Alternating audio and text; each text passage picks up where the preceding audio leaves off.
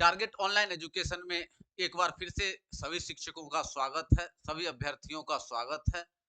और आज हम आपके सामने में डीएलएड यूनिट 3 के दूसरी कक्षा के साथ। पहली कक्षा में हम लोगों ने पाठचर्या पाठ्यक्रम को देखा, उसके बीच के अंतर को देखा। आज हम इस यूनिट में वृद्धि विकास को देखेंगे, उसके विभिन्न आयामों को देखेंगे, साथ ही उन्हें प्रभावित करने वाले विभिन्न कारकों को देखने का काम करेंगे। तो चलिए शुरू करते हैं आज की इस कक्षा में। बाल विकास की अवधारणा, सिद्धांत, विभिन्न अवस्थाएं, चरण, कारक और वृद्धि विकास। सबसे पहले बाल विकास की अवधारणा को देखते हैं। बाल विकास का सामान्य अर्थ क्या है? बाल विकास का तात्पर्य क्या है? सबसे पहला है बालकों का मानसिक और शारीरिक विकास। क्या है? एक है शारीरिक विकास और एक है मानसिक विकास। कहने का मतलब है कि बच्चे का जो विकास होता है, एक मानसिक विकास, मेंटली डेवलपमेंट कितना है, और एक फिजिकली इंप्रूवमेंट कितना डेवलपमेंट है फिजिकल। तो एक मानसिक और शारीरिक विकास के रूप में लेते हैं। कहा विकास शारीरिक, मानसिक, संज्ञानात्मक और भाषाई इत्यादि होता है। तो विकास में शारीरिक, मानसिक, संज्ञानात्मक और भाषा ये सारे चीज शामिल हो जाते हैं। क्योंकि जब एक बच्चा होता है तो शारीरिक विकास होता है, शारीरिक विकास होने के बाद फिर मानसिक विकास होता है, फिर भाषा का विकास होता है, फिर बच्चा किसी चीज को जानता है, संज्ञानात्मक विकास होता है। क्लियर? अब देखते हैं विकास का संबंध गुणात्मक कार्य। देखिए ये बड़ा इंपॉर्टेंट पॉइंट है। चलिए विकास का संबंध, अक्सर कहा जाता है कि विकास क्या है, मात्रात्मक है या गुणात्मक है, तो दोनों है। कहा विकास का संबंध गुणात्मक, मतलब गुणात्मक मतलब क्या, कार्य कुशलता, ज्ञान, तर्क, नवीन विचारधारा। ये जो इसका मात्रक, ये गुणात्मक मात्रा के अंतर्गत है कि इसका जो इंक्रीजिंग ऑर्डर है वो क्या है, डे बाय डे इंक्रीज करता रहता है, तो इसको एक गुणात्मक रूप में लिया जाता है। साथ ही साथ विकास का संबंध परिमाणात्मक होता है, जैसे लंबाई में वृद्धि, भार में वृद्धि तथा अन्य दोनों से है। तो क्या हुआ, आप भार में वृद्धि, लंबाई में वृद्धि इसको मापते हैं तो इसको परिमाणात्मक के अंतर्गत लाते हैं। साथ ही कार्य कुशलता, ज्ञान और तर्क, नवीन विचारधारा, ये क्या है, आप इसको आकलन करते हैं, उसको आप एक व्यू में देखते हैं तो उसको गुणात्मक के अंतर्गत लाते हैं। तो विकास क्या है, गुणात्मक भी है और परिमाणात्मक भी है। अब कहा कि बाल विकास सिद्धांत एवं वृद्धि विकास को देख ले कि स्किनर ने कहा कि विकास एक क्रमिक एवं मंद गति से चलने वाली प्रक्रिया। क्या कहा कि विकास की जो प्रक्रिया है वो क्रमिक रूप से चलती रहती है और मंद गति, स्लोली स्लोली आपका डेवलपमेंट होता रहता है। फिर कहते हैं क्रो एंड क्रो ने कहा कि बाल मनोविज्ञान वह वैज्ञानिक की वह शाखा है जिसमें मानव के जन्म से परिपक्वता तक विकसित अवस्था का अध्ययन किया जाता है। तो बाल मनोविज्ञान क्या है कि बच्चों के जन्म से लेकर उसके मैच्योरिटी लेवल तक हर स्टेप का हम लोग क्या करते हैं, अध्ययन करते हैं, जिसको हम लोग बाल मनोविज्ञान के अंतर्गत रखते हैं। क्लियर है? चलिए आगे देखते हैं हम लोग।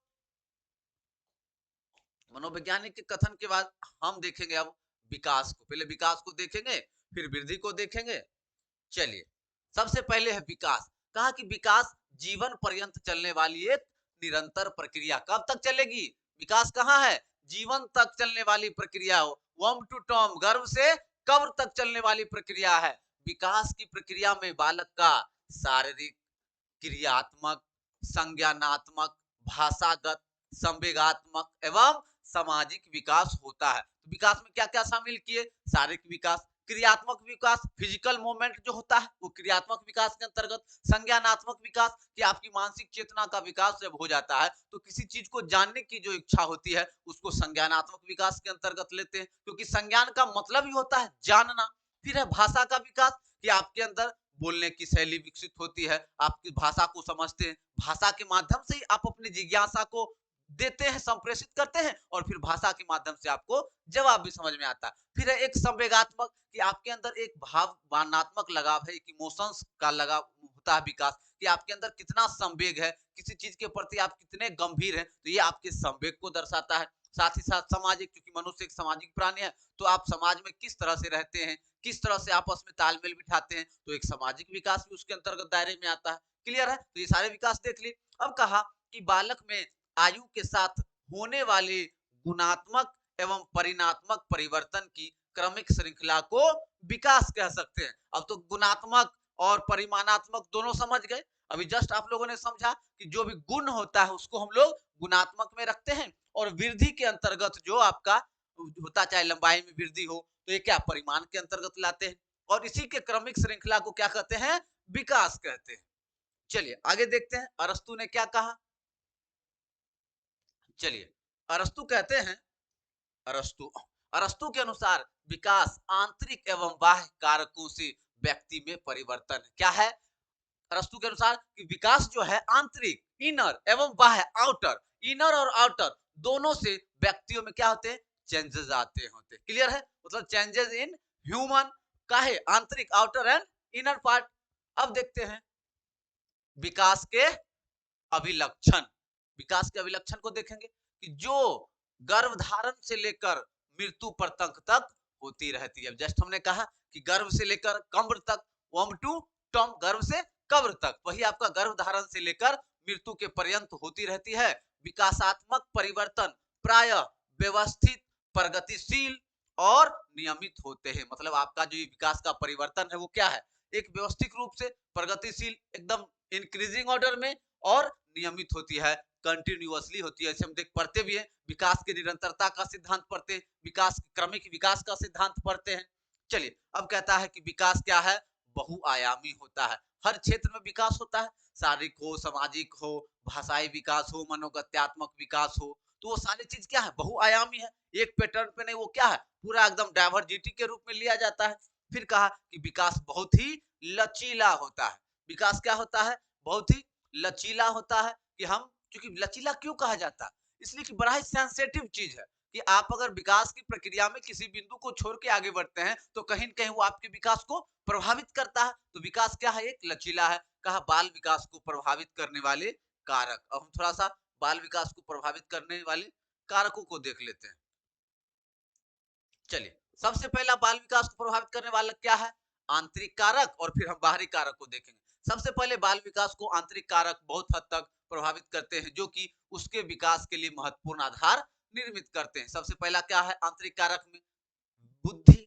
बुद्धि कहीं ना कहीं उसको क्या करता है? प्रभावित करता है। अगर आप बुद्धि से प्रबल है, अच्छी बुद्धि है, तो आप विकास जल्दी करेंगे, किसी चीज को जल्दी सीखेंगे, उस चीज में आपकी मानसिक चेतना का ज्यादा विकास होगा, तो उस चीज को क्या करेंगे? आप चिंतन करेंगे, मनन करेंगे, उस पर आप हर नजरिए से सोचेंगे। क्लियर? फिर कहा कि वंशानुगत, कि कहीं ना कहीं आपके जनरेशन भी तय करते हैं कि आप विकास की प्रक्रिया में कहाँ। ऐसे हम कहते रहते हैं कि विकास की प्रक्रिया में आनुवंशिकता का और फिर पर्यावरण का, दोनों का महत्व है। लेकिन पर्यावरण का 70% लेते हैं तो आनुवंशिकता का 30% लेते हैं, तो ये भी आपका विकास के ऊपर प्रभाव डालता है। चलिए फिर हम देखते हैं आगे शारीरिक विकास।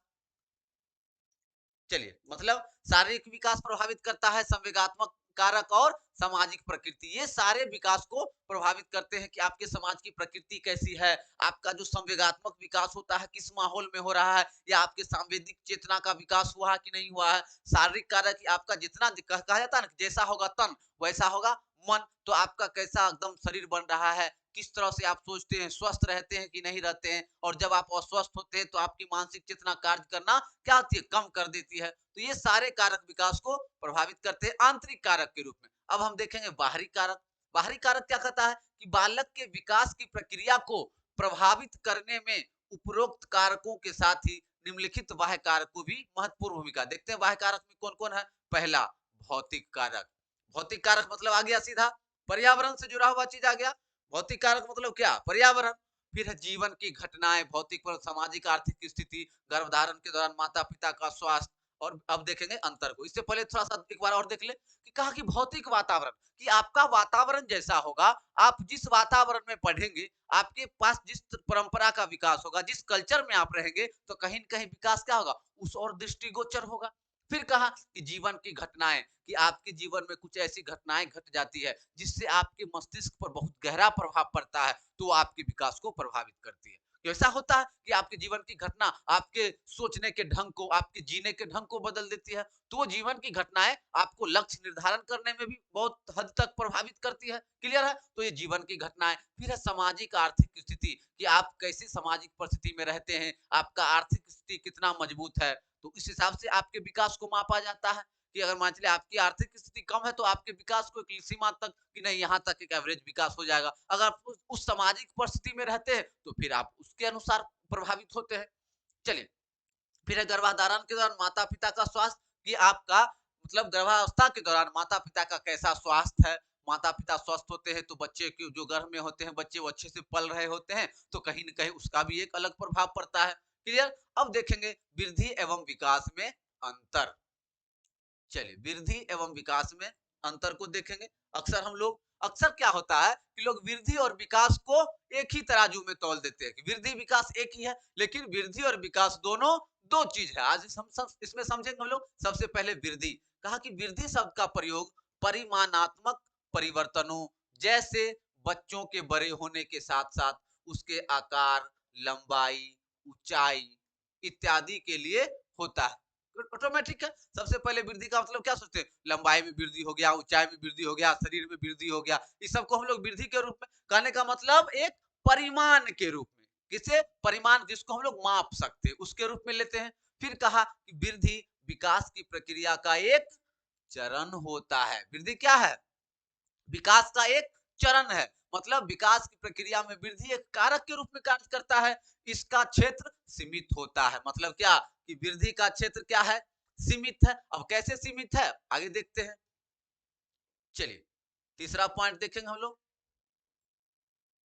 तीसरा पॉइंट क्या कहता है कि वृद्धि की क्रिया आजीवन नहीं चलती, बालक के परिपक्व होने के साथ ही यह रुक जाती है। तो वृद्धि क्या है? आपका जीवन भर नहीं चलेगा। आपका लंबाई में कितना वृद्धि होगा? एक समय के बाद रुक जाएगा। शरीर का मोटाई एक समय के बाद में रुक जाएगा। तो क्या है? वृद्धि एक निश्चित समय सीमा के बाद रुक जाती है। मतलब परिपक्वता आने तक आपका वृद्धि चलता रहता है। फिर कहते हैं कि बालक की शारीरिक वृद्धि हो रही है, इसका अर्थ यह नहीं हो सकता कि उसका विकास भी हो रहा है।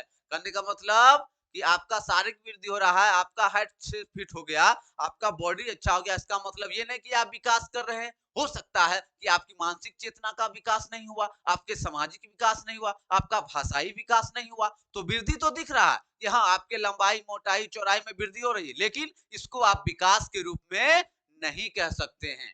चलिए अब हम लोग थोड़ा सा विकास को देखेंगे तो और भी बेहतर क्लियर हो जाएगा वृद्धि और विकास को। चलिए अब हम लोग देखते हैं विकास को। विकास विकास शब्द का प्रयोग परिमाणात्मक परिवर्तनों के साथ साथ व्यवहारिक कार्य क्षमता, व्यवहार में सुधार इत्यादि के लिए भी होता है। अभी जस्ट हम लोग पढ़े थे, गुणात्मक को पढ़े थे। गुणात्मक तो ये क्या है? परिमाणात्मक में तो देख लिए, लंबाई, चौड़ाई, ऊंचाई, मोटाई सब देख लिए। तो क्या है कि परिमाणात्मक परिवर्तनों के साथ गुणात्मक परिवर्तन जैसे व्यवहारिक कार्य क्षमता, व्यवहार में सुधार इत्यादि के लिए भी क्या है? होता है। जिसको हम लोग दोनों में शामिल करते हैं, परिमाणात्मक और गुणात्मक दोनों के अंतःक्रिया को शामिल करते हैं तो विकास संपूर्ण होता है। फिर हम लोग कहते हैं कि विकास अपने आप में एक विस्तृत अर्थ रखता है, वृद्धि इसका एक भाग होता है। मतलब क्या है? विकास बहुआयामी है, विकास के बहुत सारे अपर रूप हैं, लेकिन वृद्धि क्या है? इसका एक भाग है। वृद्धि जो है विकास का एक अंग के रूप में कार्य करता है। क्लियर है?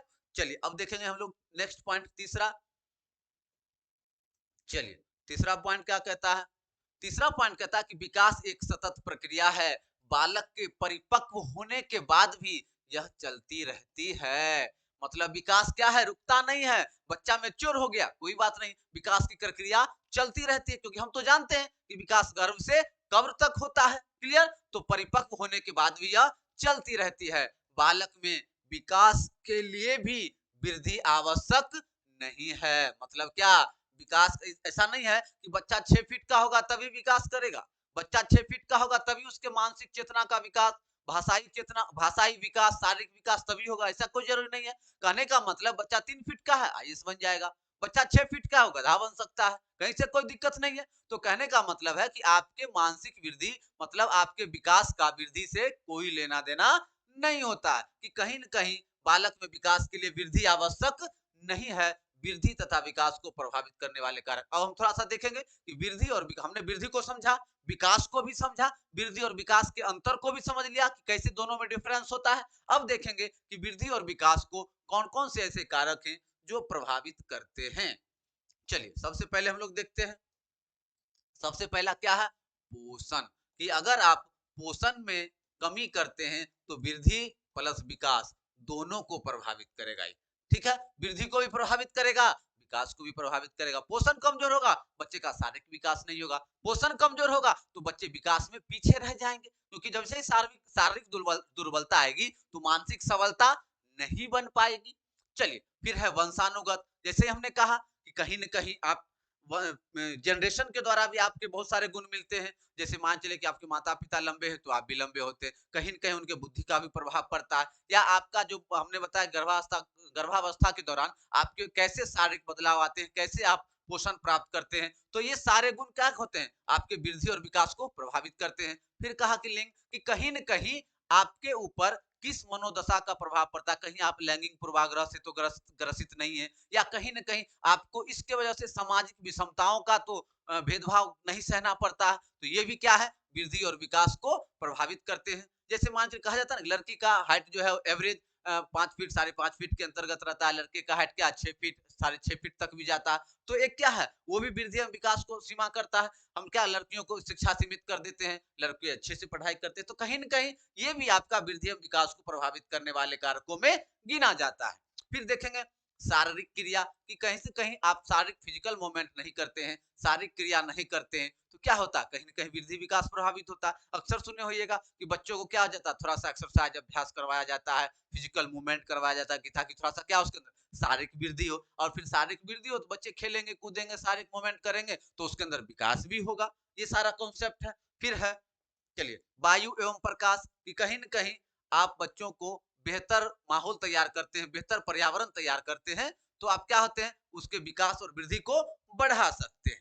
चलिए, अब हम लोग देखेंगे बाल विकास के चरण और विकास के आयाम, कौन कौन से विकास को हम लोग लेते हैं। सबसे पहले मनोविज्ञान के अध्ययन की सुविधा के दृष्टिकोण से विकास को निम्नलिखित भागों में बांटा जाता है। देखिए, हम लोग चूंकि मनोवैज्ञानिक को देख रहे हैं, तो मनोवैज्ञानिक ने विकास के निम्न अवस्थाओं को बांटा। सबसे पहला बांटा शारीरिक विकास। चलिए, सबसे पहला किसमें बांटा, शारीरिक विकास को देखते हैं। चलिए, शारीरिक विकास, कहा कि शरीर के बाह्य परिवर्तनों जैसे ऊंचाई, शारीरिक अनुपात में वृद्धि इत्यादि, ये क्या आ जाएगा, शारीरिक विकास के अंतर्गत आ जाएगा। कहा कि प्रारंभ में शिशु अपने हर प्रकार के कार्य के लिए दूसरों पर निर्भर रहते हैं। तो शारीरिक विकास में क्या, बच्चों का शारीरिक विकास नहीं होता है, तो हर चीज के लिए बच्चे क्या होते हैं, माँ बाप पे निर्भर करते हैं। हर चीज के लिए बच्चे क्या होते हैं, वो शारीरिक क्या है, इंक्रीजमेंट नहीं है, शारीरिक दुर्बलता है, शारीरिक रूप से भी अक्षम है, तो हर चीज के लिए क्या करते हैं, दूसरों पर निर्भर रहते हैं। फिर कहा मानसिक विकास, की संज्ञानात्मक या मानसिक विकास से तात्पर्य बालक की उन सभी मानसिक योग्यताओं एवं क्षमताओं में वृद्धि और विकास से है। सबसे पहले संज्ञानात्मक का मतलब होता है जानना।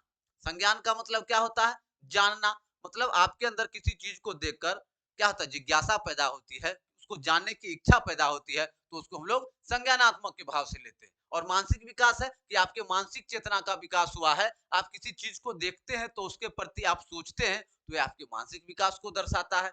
चलिए, अब आगे देखते हैं। चलिए, मानसिक योग्यताओं के अंतर्गत क्या लाया हम लोगों ने, कल्पना करना। चलिए, विकास से है कल्पना करना, स्मरण करना, विचार करना, निरीक्षण करना, ये सारे किसके अंतर्गत आ गए, मानसिक विकास के अंतर्गत आ गए, मेंटल एबिलिटी के अंतर्गत आ गए। अब है कि सामाजिक विकास, कहा सामाजिक विकास का अर्थ है कि सामाजिक संबंधों में परिपक्वता प्राप्त करना। मतलब क्या, कि आप जो, क्योंकि मनुष्य क्या है, सोशल एलिमेंट है ना, तो जब समाज में रहेगा तो आपके साथ कैसे समाज के लोगों के साथ संबंध है, या आपके परिवार में, रिश्तेदारों में कैसा आपका संबंध है, तो ये आपको क्या है, सामाजिक विकास को दर्शाता है। कहा कि सामाजिक या असामाजिक प्राणी बालकों के विकास की प्रथम पाठशाला परिवार को माना गया है। तो मतलब क्या, कि अगर आप सामाजिक हैं या आपके परिवार में ऐसा माहौल है, तो क्या उसको प्रथम पाठशाला के रूप में हम लोग परिवार को मानते हैं। कहा कि संबंधों के दायरे में वृद्धि अर्थात माता पिता एवं भाई बहन के अतिरिक्त अन्य मित्रों से जुड़ना। मतलब परिवार के अलावा किससे जोड़ दिए हम लोग, भाई बहन से, दोस्तों से, ये सारे चीजों से जुड़ाव क्या करता है, बच्चों के अंदर एक सामाजिक भावना का विकास करता है।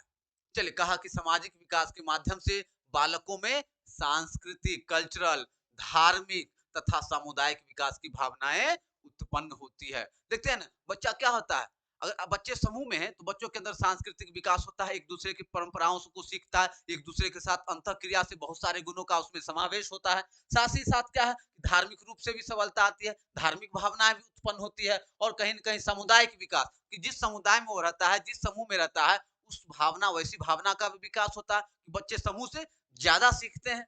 चलिए, कहा कि समूहों में प्रेम, स्नेह, सहानुभूति, सहयोग, सहनशीलता, सामाजिक गुण विकसित हो जाते हैं। ये कहाँ से? समूह में, कि प्रेम करना, स्नेह करना, एक दूसरे के प्रति सहानुभूति दिखाना, एक दूसरे को सहयोग करना, और सहनशीलता, एक दूसरे की भावना का सम्मान करना, एक दूसरे की भावना को सहना, ये सारा किसके अंतर्गत आता है? सामाजिक गुण विकसित होने के साथ साथ आना शुरू कर देते हैं।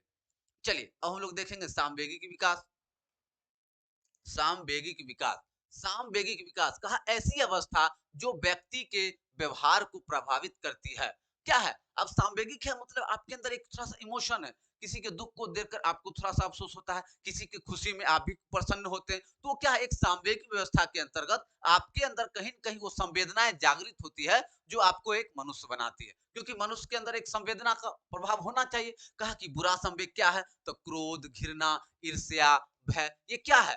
एक बुरा संवेग के अंतर्गत, कि आपके मन में किसी के प्रति क्रोध है, घृणा है, ईर्ष्या है, या भय है, तो ये सारा क्या है? निगेटिव के अंतर्गत आता कि नहीं? आपकी ये संवेदनाएं जो है, ये गलत व्यू में है। फिर कहा कि प्रेम, हर्ष, आनंद, करुणा, दया, ये सारे क्या है? अच्छा संवेग है, कि आप एक दूसरे को देख के प्रसन्न होते हैं, आनंद आता है, करुणा है, दया का भाव है, और साथ ही साथ क्या है? एक दूसरे को देखते हैं तो थोड़ा सा उसको कोऑपरेटिव रखते हैं, तो ये सारा क्या है? एक अच्छा संवेग के अंतर्गत आता है। फिर कहा भाषाई विकास, कि भाषा के माध्यम से बालक अपने मन के भावों और विचारों को एक दूसरे के सामने रखता है। कहने का मतलब क्या है? कि भाषा के द्वारा ही आप अपने मन के जिज्ञासाओं को सामने रखते हैं। आपके मन में जो भी बातें चलती रहती है, भाषा के माध्यम से रखते हैं, चाहे वो सवाल हो, जवाब हो, या आपके अंदर जो चल रहा है चेतना में, वो उसको रखते हैं। तो उसको क्या करते हैं, कि भाषा के माध्यम से संप्रेषित करते हैं, दूसरे के भावों, विचारों एवं भावनाओं को भी समझते हैं और समझाते हैं।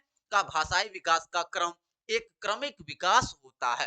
क्या भाषा का विकास क्या है? एक क्रमिक होता है। ऐसा तो नहीं कि डायरेक्ट हम लोग बोलना सीख जाएंगे, तो कहीं न कहीं क्या होता है, एक क्रोनोलॉजी के साथ इसका विकास होता है। चलिए आगे देखते हैं हम लोग। कहा इसके माध्यम से कौशलों में भी वृद्धि होती है। जब आपके भाषा का विकास होता है, तो आप किसी भी प्रश्न का, जिज्ञासा का जवाब जानते हैं, या जानना चाहते हैं, बताते भी हैं अपने प्रश्नों को, और फिर प्रश्न का आंसर भी जानते हैं। तो भाषा क्या होती है? भाषा के विकास के साथ साथ क्या होता है? आपके कौशलों में वृद्धि होती है। अब देखेंगे हम लोग कि मानसिक विकास को प्रभाव, अभी हम लोगों ने विकास में भाषा को भी देखा, सामाजिक को भी देखा, शारीरिक और मानसिक को भी देखा। इन विभिन्न शारीरिक मनोवैज्ञानिक के दृष्टिकोण से विकास के विभिन्न आयामों को हम लोगों ने देखा।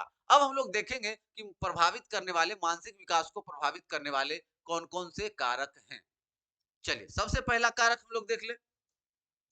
चलिए, सबसे पहले कहा कि परिवार का वातावरण, कि परिवार का वातावरण कहीं न कहीं आपके मानसिक विकास को प्रभावित करता है। हमने पहले ही कहा कि आपके पर्यावरण बहुत ज़्यादा इम्पोर्टेंस रखते हैं, कि आपकी फैमिली बैकग्राउंड कैसे है, आपकी फैमिली का कल्चरल कैसा है, आप किस सोशल एनवायरनमेंट में रहते हैं, ये सारा डिपेंड करता है मानसिक विकास में, कि परिवार की सामाजिक स्थिति कैसी है, समाज में आपकी स्थिति अच्छी है या नहीं है, समाज में आपको किस नज़रिए से देखा जाता है। ये सारे बिंदु क्या हैं? आपके मानसिक विकास को प्रभावित करते हैं। फिर विद्यालय का वातावरण, कि आप जहाँ पढ़ते हैं वहाँ का वातावरण कैसा है, वहाँ पे आपको किस तरह का पर्यावरण मिल रहा है, किस तरह के परिवेश मिल रहे हैं, किस तरह के शिक्षक हैं, किस समाज में वो विद्यालय है, तो ये सारे आप पे डिपेंड करते हैं, तो कहीं न कहीं मानसिक विकास को प्रभावित करते हैं। फिर समाज का वातावरण, कि आप किस समाज में रहते हैं। फिर शारीरिक स्वास्थ्य, आपका शारीरिक स्वास्थ्य प्रभावित करता है। हमने पहले ही कहा कि जब आप स्वस्थ रहेंगे तो कहीं न कहीं बेहतर करेंगे। फिर है, आगे देखते हैं। चलिए, फिर वंशानुक्रम, मैंने पहले ही कहा कि कहीं न कहीं माता-पिता का गुण जो होता है बच्चों में, एक जेनेटिक से दूसरे जनरेशन में क्या होता है, वो ट्रांसफर होता है, जिसको हम लोग वंशानुगत के अंतर्गत रखते हैं। कि फिर आगे देखेंगे कि बच्चे की वृद्धि और विकास को प्रभावित करने वाले कारक, अब कौन कौन है कारक में? अनुवांशिकता, जीन के माध्यम से, अभी जस्ट हमने कहा कि कहीं न कहीं वो वृद्धि को भी प्रभावित करता है, विकास को भी प्रभावित करता है। कि आपके घर में सब लंबे हैं तो ऑटोमेटिक है कि आपके लंबे होने की संभावना बढ़ती है, या आपके घर में दिमाग सब तीव्र बुद्धि के हैं, तो ये संभावना ज्यादा है कि आप भी थोड़े से मेंटल क्या होंगे, मानसिक रूप से स्वस्थ होंगे। क्लियर? चलिए, फिर है आपका पर्यावरण, जो बहुत ही ज्यादा इंपॉर्टेंट रखता है कि एक अच्छा माहौल में बच्चा क्या होता है, अच्छा बनता है। फिर आगे देखेंगे, ये सारे बिंदु आप लोगों ने देखा इस यूनिट में। लिंग है, कैसे हम लोग क्या था, एक थोड़ा सा लैंगिक पूर्वाग्रह से ग्रसित होते हैं तो क्या होता है, पहले ही हम लोग विषमता का लकीर खींच देते हैं। फिर है एक्सरसाइज और हेल्थ, मतलब आपके अभ्यास और हेल्थ कि आप कितने स्वस्थ हैं, वो कहीं न कहीं आपको प्रभावित करेगा, वृद्धि और विकास दोनों को। फिर हार्मोन्स, कि आपके अंदर जो हार्मोन चेंजेस होते हैं, वो कौन से हार्मोन कमी है, कौन से हार्मोन नहीं है, तो ये कहीं न कहीं वृद्धि को बहुत ज़्यादा प्रभावित करता है और वृद्धि को प्रभावित करने के साथ-साथ विकास की कड़ी में आपको वो आगे-पीछे कर देता है। फिर हम लोग देखेंगे पोषण, जो बहुत ही इंपॉर्टेंट हमने कहा कि पोषण बहुत ही ज़्यादा ज़रूरी है, जो आपको प्रभावित करता है। फिर है पारिवारिक प्रभाव और भौगोलिक प्रभाव। भौगोलिक प्रभाव के अंतर्गत हमने कहा कि जैसे है ना आपका किस सर्द मौसम है, ठंड मौसम है, आपकी भौगोलिक परिवेश क्या है, आप किस भौगोलिक परिवेश में खुद को ढाल रहे हैं, तो ये आपके जैसे कश्मीर के लोग क्या होते हैं, बहुत ज्यादा गोरे होते हैं, राजस्थान के आदमी क्या होते हैं, बहुत ज्यादा लंबे होते हैं। तो कहीं न कहीं एक भौगोलिक प्रभाव आपके ऊपर पड़ता है, जो रहन-सहन से लेकर आपके शारीरिक और मानसिक, सामाजिक विचारों पर एक अच्छा प्रभाव छोड़ देता है। फिर है आपका पारिवारिक प्रभाव, कि पारिवारिक प्रभाव हमने पहले ही कहा कि आपके पारिवारिक बैकग्राउंड कैसे हैं, आर्थिक स्थिति कैसी है, सामाजिक स्थिति कैसी है, ये सारे बिंदु आपके वृद्धि और विकास को प्रभावित करते हैं। क्लियर है? तो चलिए, आज हमने इस यूनिट में क्या देखा, इस यूनिट में हम लोगों ने वृद्धि को देखा, विकास को देखा, उन दोनों के बीच में अंतर को देखा, विकास के विभिन्न आयामों को देखा और उनके प्रभावित करने वाले कारकों को देखा। फिर अगले चैप्टर में हम लोग लेके आएंगे, जिसमें आपको सृजनात्मकता के बारे में बताएंगे, खेल से क्या क्या बच्चों के अंदर विकास होता है, इसको देखने का काम करेंगे। और इस तरह से यूनिट 3 का कक्षा आप लोग डे बाय डे चलता रहेगा। चैनल अगर आप लोग को अच्छा लगे तो चैनल को सब्सक्राइब जरूर करें, और ऑनलाइन क्लास अगर ज्वाइन करना चाहते हैं तो ऑनलाइन क्लास ज्वाइन करने के लिए आप दिए गए नंबरों पे संपर्क कर सकते हैं और आप ऑनलाइन क्लास ज्वाइन कर सकते हैं, मटेरियल प्राप्त कर सकते हैं। फिर मिलते हैं अगले वीडियो में इसी तरह से आपके एक नया चैप्टर के साथ। तब तक के लिए जय हिंद।